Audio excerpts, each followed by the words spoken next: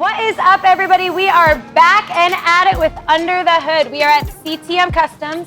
I have a shirt. That's because they hired me. Maybe. We'll find out. But this is Matt, and we are here with my brand new Camaro.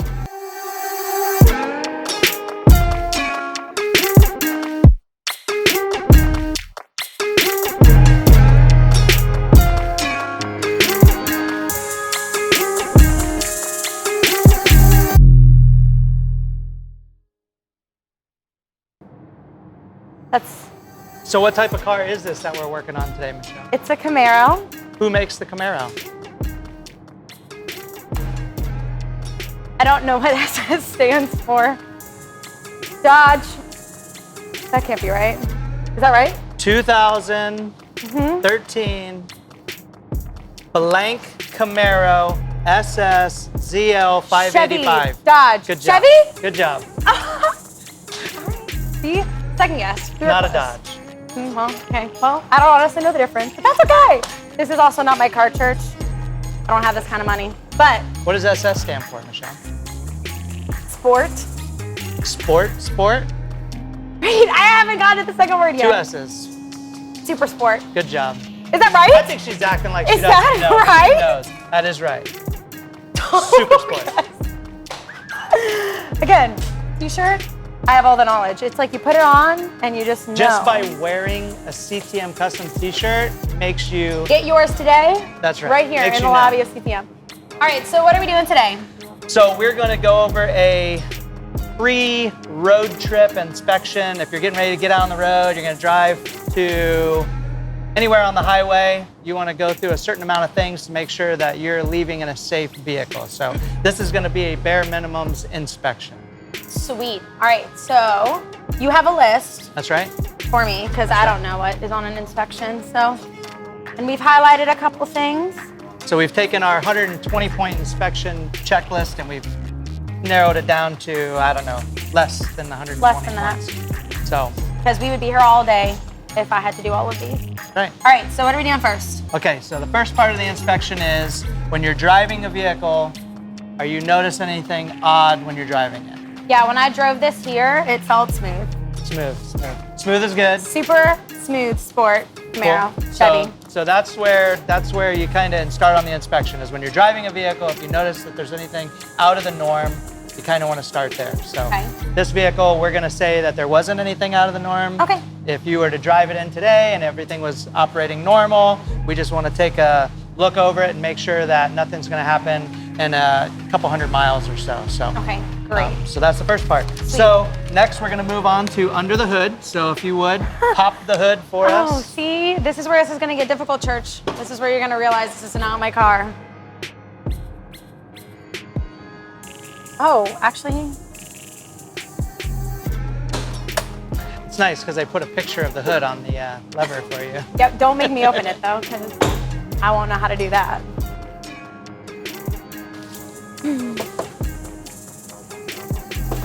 Maybe I won't be either.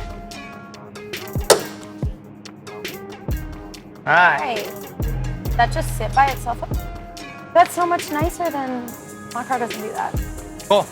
All right, so when we look under the hood, Uh-huh. first, majority of the people that are going to do this inspection, they may not know what every part and piece under the hood looks like. But what you're keeping an eye out for is stuff that is certainly out of place. Okay. Hoses and belts are the two main things that are going to leave you stranded on the side of the road. So you want to make sure that you just look around for hoses and, But see, so if I don't know if they're out of place, how am I supposed to know? well, for instance, this belt here, if this belt was no good, you have the outside of the belt and then the rib portion of the belt. Okay. The rib portion of the belt, if this belt was needing to be replaced, Right. you would see kind of like dry rot or cracking. The belt would look dry. It wouldn't look like a healthy belt. So okay. that's what you want to look for. You want to look, this belt has two belts. It has a serpentine belt here and it has an AC belt. So you're just going to want to look at the condition of both belts, make sure that they look normal and healthy. If they have any type of dry rot or anything, you'd want to consider changing them before a road trip. Gotcha. So, other things would be like we talked about the hoses. The hoses, see how these hoses are nice and shiny? Yeah. They don't look like they have any type of dry rot or anything going on.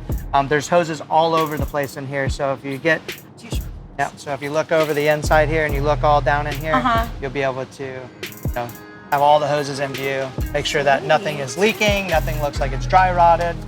Another big thing is the radiator. The radiator has, see this plastic? I'm coming up, hold on. Okay. See how this plastic, this is called the tank. This is, basically it's got plastic tank with a metal radiator housing, and this will start to leak in between those things. So you just want to check around here to make sure that there's no fluid. What does that do? What does a radiator do? Radiator, I want to know what you think it does. See, this is gonna be a game we're playing all day, is what do I think it does, and it's just not gonna go well. A radiator probably has something to do with heat. That's right. So it's in the front of the, it's in the front of the That's all I car got. where the open grill is. Okay. So as you're cruising down the road, air is coming in through the front of the car. The radiator's got a bunch of fins, and the air shoots through the radiator, and the water that cools the motor off goes back and forth and back and forth and back and forth through these little pipes, and that radiator gets cooled off pretty quick by air rushing over it. When you're parked at a light, you have a fan. There's fans here, 2 fans, and the fans suck air through the radiator, so when you're not cruising down the road, you still have air moving over the radiator. So it's all to keep the engine cooled down so you don't overheat the engine. I know what that is. I learned that the other week. You did learn that. What is it? Oh, oil, the oils. I'm gonna just call it an oil stick because I don't know. Close enough. Oil dipstick. Oil dipstick? Yep. Okay, so maybe I didn't know what it was. So you're gonna check all your fluids inside here. You're gonna check your battery terminals. This battery happens to be in the trunk of the car, but we have a positive battery terminal here. You can look at it. That's where if you were to have to jump start the car, use this post because that's the positive battery post. But you basically just want to look at everything, make sure everything looks good. You can check your windshield washer fluid, which is here. Okay. You look down in there and you see fluid, good. The closer you are to the top, the better. Can you fill it too much? Because I went to fill my windshield wiper fluid the other day. It'll just and overflow. I thought I had too much in there. No, it'll just overflow. So you can fill your oil too much, can fill your transmission fluid too much, can fill your brake fluid and your power steering too much. Windshield wiper fluid, you cannot filter. And you can use just plain water if you absolutely have to. It's better to use something, I recommend using Rain-X, because in Florida, driving through a rainstorm on the highway is super dangerous. Yeah. They have this stuff called Rain-X. It's basically like putting wax on your windshield, so the water will just beat up and fly right off. We'll talk about that more when we get to the windshield, because that's something that everybody should have before road trips. Great. So that kind of covers the under the hood stuff. You just want to make sure that there's nothing crazy going on under here. Yeah, that's all. Close the hood. Next area we're going to go to is under the vehicle. So I think if somebody was doing this at their house, they'd be laying on the driveway under the car to look, to inspect this stuff. Jack the car up? You can jack the car up. You got to be really careful. Like, I don't really want to recommend anybody jacking the car up unless they understand safety behind jacking the car up, because you can drop a car on yourself and get pretty hurt. So a lot of cars, there's enough room for you to get under and inspect tires and brakes and stuff like that. Perfect. Since we're here on the lift, we're just going to run the lift up. I get buttons again. You get to run the lift, yeah.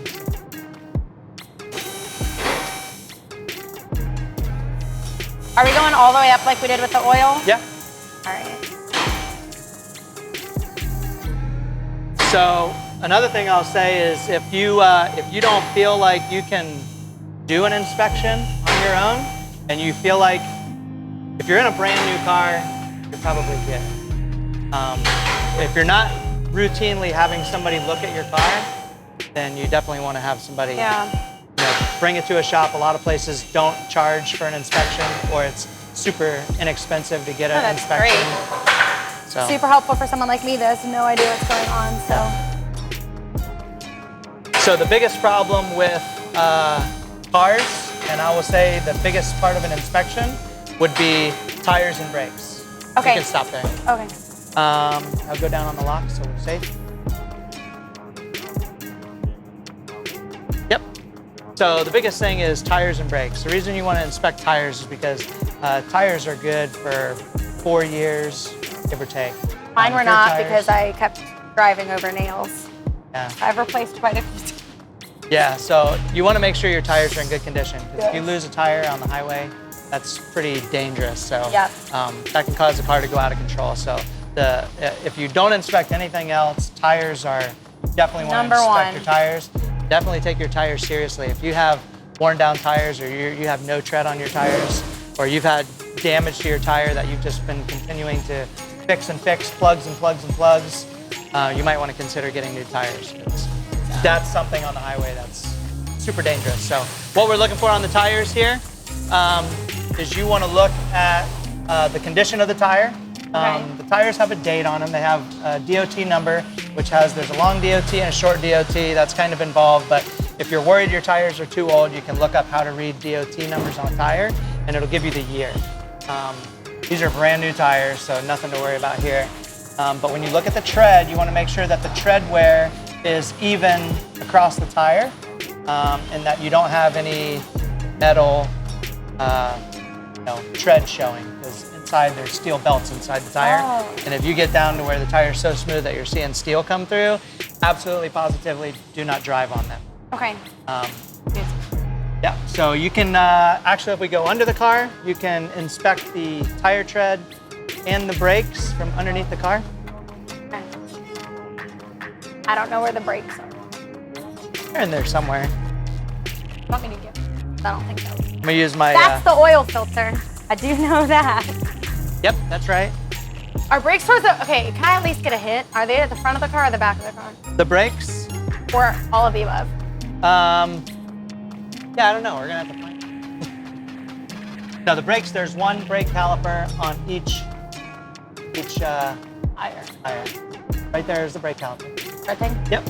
And when you look in there, you can kind of see the brake pad. A lot of times what we'll do is we'll use a mirror. You can get a little mirror and a flashlight and shine in there and look at the brake pad to see how much brake pad is going. Brake pads have a reminder in the brake pad. They have a little piece of metal that as you start getting close to needing brakes, it'll start squealing. I'm sure everybody has heard their brakes squealing before. That's an indicator that it's time to go get your brake pads replaced, or do it yourself in your driveway. So, basically, you're going to look at the condition of all your brake pads, all your tires. So you can see And the the tire brake tread. pads, wait. So in here, this is a caliper. Uh-huh. And you see this right here? Okay, yep. That's one brake pad. That's the other brake pad. The Okay. brake pad are shoes, and they sit inside this caliper, and they rub on this rotor right here. Huh. And they basically are one on each side, and they compress on each side of the rotor to slow the car down. Gotcha. One on all four tires. Cool. So, what questions do you have so far? You look like you have lots and lots of questions. Well, yeah, this is just a lot of information. Like the other ones, it was just kind of like, oh, we're gonna do this. There's like a lot to like an inspection of a car. So, is there a difference between replacing brakes, brake pads, brake switches? Are those all different things? Yeah, there's a lot of stuff in the brake system. So basically the brakes and the brake pads, rotors, calipers, that's the end point of the whole brake system. So the brake system in cars like this, your car, anybody else's car, they're pretty complex now. They have an ABS system, so you can't actually lock up the brakes and get in an accident from skidding to a stop, but that's pretty in-depth. For the average person doing an inspection on the car, the two things I would say is to check the thickness of the brake pads with a mirror, a light, and if there's a light on the dash that says ABS, your ABS light on, or your brake light, either two of those things should rouse suspicion for you that you need to do something about your car. Sweet. Great. All right. Is there anything else here that we have to check? Kind of the same thing. There's a bunch of stuff that your normal, person driving a car, like if you're gonna do an inspection, you wouldn't know. So the question I asked you earlier, did you notice anything crazy about driving the car? And you said, no, the car drives smooth.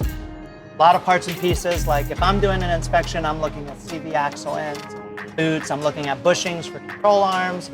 We're looking at everything under the car, but I would say for an inspection of like what you would do before going on a road trip, I would keep it to obvious things. Tires being number one. A lot of the stuff that's going to go on with a car is going to be normal wear and tear. It's not going to cause you to crash or do anything crazy, but tires are definitely the one. Sweet. So Awesome. just look for anything crazy. If you see any oil, or you smell any gas from under the car, or anything that even that the untrained eye would look at and say, that doesn't look right, that's what you're looking for.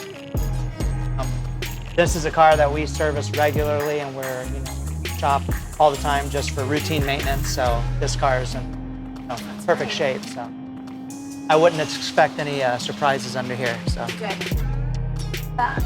Awesome. So yeah. Nothing else under here? Nope. Oil filter looks great. Yep. I know what that should be.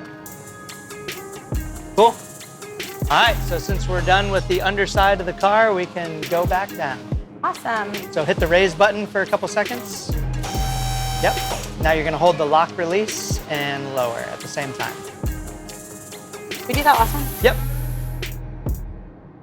I like this because I love how this is a really cool comparison to fruits of the Spirit and how Jesus has kind of put out in the Bible, this is a list of things that you can see in your life and you can checkpoint and say I'm spending my time with the Lord, love, joy, peace, patience, kindness, self-control, all of that.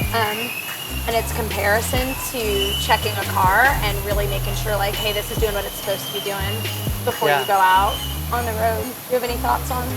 Yeah, as you're saying that, it's bringing a whole bunch of ideas to my mind because a checklist is, super important, especially when you're talking about fruits of the Spirit and the life that you're trying to live, and especially, some people are just a little bit better than other people. I think about myself and where I've come from, how I was raised, and how I was brought up. I had a lot of groundwork to cover to make sure that I'm living in line with what the fruits of the Spirit are. So it's a list of things. If this car had 20 things wrong with it on your inspection, maybe you wouldn't be able to fix them all at the same time. But I think it's important to focus on what is most important first. For instance, if you had a bad tire, you can't afford to replace all 4 tires. You worry about replacing the worst one first before you move on. So I don't know. I don't know if that's what you're looking for, but it's great. Yeah, I love it because I think about how I feel like I have to daily check myself and look at this list and be like, hey, am I doing what I'm supposed to be doing? Am I being patient? Am I showing self-control? Am I showing joy and kindness? Am I being gentle? I'm learning a lot about gentleness right now because I am a very loud person and how to approach situations with being gentle and a gentle heart. But it's an awesome thing to have a list like that and have a list like this for a car to be able to say this is how it should be running. This is what needs to be done. This is what you need to be checking day in and day out, making sure that it's running. Yeah. No, that's yeah, awesome. It makes me think do you have a list, an inspection list printed out for your car so when you go on a road trip? You probably don't, but would it be a good idea to have it? Yeah, it'd be a good idea to have it. So maybe the same thing with the fruits of the Spirit. Do you every day list the fruits of the Spirit and see if there's any work that you can do to improve? Probably don't have a list written down that we look at every day, but definitely wouldn't be a bad idea. Yeah, no, I love that. That's a great idea. I sometimes put lists up on my mirror of things that I need to check myself with. So. Yeah. But yeah, that's awesome. All right, what can we do? So the next thing we can go to, we did under the hood, we did under the vehicle, we can do the exterior. So the exterior is, we'll do the lights, make sure that we have all the lights because driving at night, that's one thing. Also having other drivers behind us with tail lights and parking lights and stuff like that. Reverse lights, you need to be able to show other drivers what you're getting ready to do by signaling. So we can just go through all the lights on the car, make sure they work. Cool. So, you want to go over all the lights, or you just want to talk about the lights? No, let's go over the lights. Why not? All right, That'll help me. We're gonna open the door. I don't know if I got the keys or if they're in the car. We'll turn the ignition on. I did.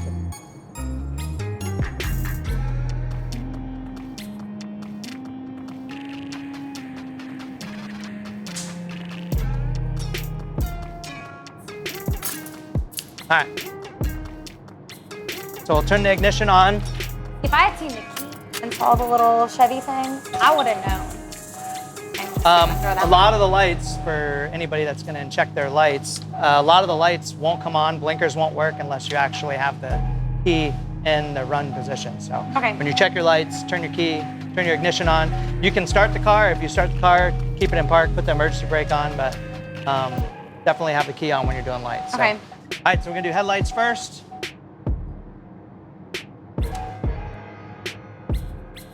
And I'll ask you if the headlights are working. Or yellow. I can't tell. Yeah, those ones are working. So we're gonna do regular headlights and we're gonna do bright headlights. Those work. Yep.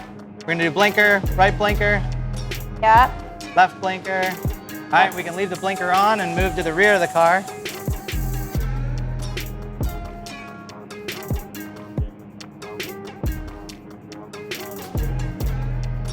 Left blinker. Yep. Right blinker.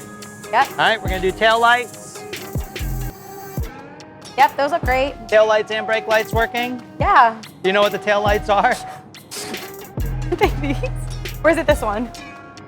Or is it all of them? It's all of them. Yeah, they did a great job. They turned on. Okay, so now we're gonna do hazard lights. Are both tail lights blinking? All right, now check the front.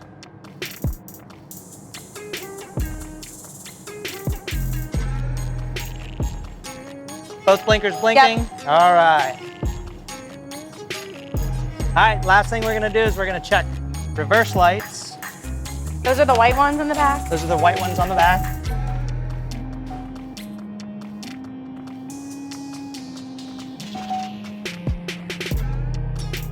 Are they on? I don't know. We may need to start the car for the reverse lights to turn on.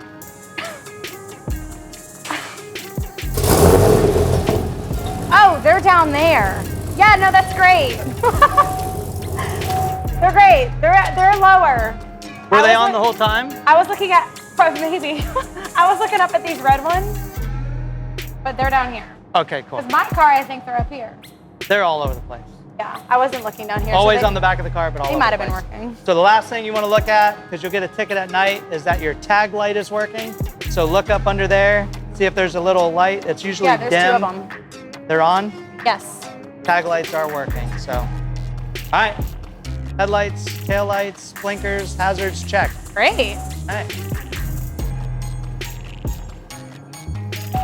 If I could do this with somebody else, if I work here, when I work here,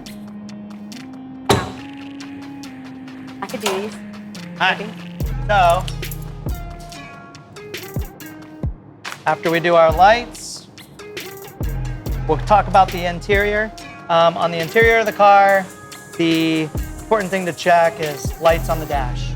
Sometimes people put things on their dash. They put pictures of people on their dash. They'll put notes to themselves. I know somebody that does that. They have a picture of their beautiful daughter on their dash.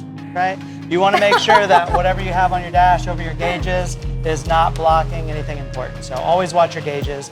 Know how to tell if your temperature is hot. Most modern day cars, if anything starts going on, they're going to start flashing all kinds of lights. So if there's anything on your dash that's out of the normal, you need to Google it, figure out what it is, call a shop. Call you. Call TCM Customs, call them. So, you don't want to let lights on the dashboard just go because these cars are super smart. If something is on the dash, it's for good reason. Gotcha. So, never let a check engine light go, never let a service engine light go. Make sure if you have lights on the dash. Airbags are super important because if your airbag light is on the dash, if you get in an accident, your airbag may not work. Yeah. So, lights on the dash are super, super important. Also inside the vehicle, the restraint system in the car is super important because you want to make sure that everybody has a seatbelt. Everybody's seatbelt is in good condition and working properly because obviously if you get in an accident, you're going to need to be restrained. So between the lights on the dash, airbag lights, brake lights, seatbelts, should be in good shape. All that stuff's in good. So last thing I think I would mention for your inspection would be know what the car's maintenance schedule is. Be on top of all your routine maintenance. Like oil, yeah. tire rotation. certain mileage intervals, things need to be done to maintain the car and to keep the car in good shape, to keep your warranty good if you have a newer car, to keep you safe. Cars kind of get underestimated because everybody has a car and we've all had cars, multiple cars, but the truth of it is a car is a big thing and it's going down the road and things can go wrong with it, and when they go wrong, they go really wrong. So, you know, knowing more about what you're doing and knowing more about being safe in the vehicle, always a good idea, so. Yeah. No, I love that. I mean, and as you're saying that, I'm thinking about how important it is to get discipled in your walk, because you were talking about warranty and, you know, bringing it in, and like I love that my car has a warranty on it, because if I don't know what's wrong with it, I can take it into somebody that's more experienced, had more car experience in general, that will know what's going on and can help explain to me what's going on and how to fix it. And it's kind of the same with your walk. When you get discipled and you can go to somebody and say, hey, these are the things I'm struggling with, and then they're able to come back and say, okay, well, you know, even if they're walking through the fruits of the Spirit that are in Galatians or any part of it, they can walk you through that. They've had more experience. They know how to help you walk through things. And I just think that that's super helpful. And I appreciate you taking this. Yeah, it's crazy. The more you talk, like the discipleship thing, like I know a lot about cars because I'm super interested in cars. Yeah. So nobody ever comes to me and wants to ask a question about cars or talk about cars. And I'm just gonna be like, oh, I have to talk about cars again? I think it's the same thing with a relationship with Jesus Christ and their walk and what you know. That's why I think the Bible studies and the small groups are so important, because you have people in there that life-changing things have happened to them, or they may have been where you're at. These people got a lot of insight. The further they are, the more they know. Somebody coming in and having questions, I mean, those people, they're excited to share. I'm excited to share. I have a story. I'm excited when people are interested to know. So, you know, I think it's a big deal for people that, you know, are going to church, they have a relationship with Christ, or they're trying to figure out a relationship with Christ, to just keep going, keep asking questions, keep reading, you know, get into the groups, get into the activities, you know. So. I love it. That's awesome encouragement. Well, Matt, did it again. You taught me something new. I'm gonna take away and I'm gonna call my grandpa like I call him every Monday and tell him what I did on the car. And he is so excited. And I appreciate that we took the time to do this. I'm excited for next week. See what we're gonna do. No hints this time. Maybe no power tools. Maybe I'll get another power tool. The world is our oyster. There's a lot of things to refine.